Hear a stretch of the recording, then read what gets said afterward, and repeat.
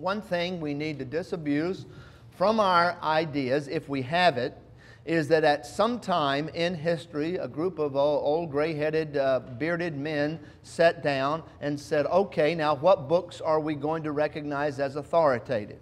All right, here's a book called Bereshit, Genesis. All in favor, say aye. Aye.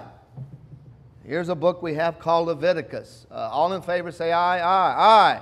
Here's a book called the Book of Jasher. All in favor, say aye. Aye. One voice in the back, you know. Did you hear me?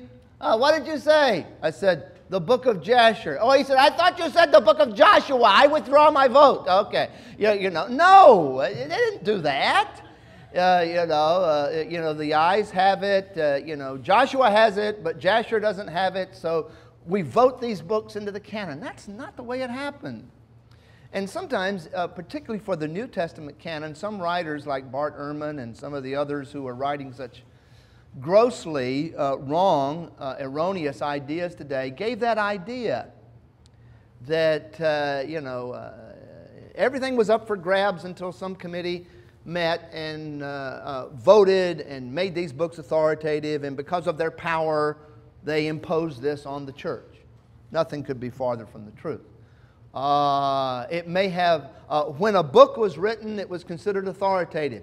Why is that? And here's the issue. It seems to be that the Old Testament books were written by prophets. That seems to be the determining factor. Yes, Moses was a prophet. So the books were written by prophets.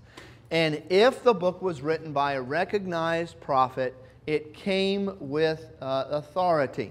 Now, and I have some statements here, and I'm not going to read through them all. Page 2 and 3, I have quotations from 5 different sources. None of these are Old Testament sources. They're all books that were written after the end of the Old Testament writing, Malachi. You'll see one of them is called the Prologue to Ecclesiasticus, the Wisdom of Jesus, son of Sirach, about 150 BC. And I have his quotation. It's very interesting because at 150 BC, evidently Jewish people knew what books were authoritative and they were accepting them. I have in bold print a threefold division that had already begun to develop in the intertestament period. Notice the law and the prophets and others that followed them. Bottom of page 2. The law and the prophets and other books of our ancestors. The third bolded print. The law itself, the prophecies, and the rest of the books.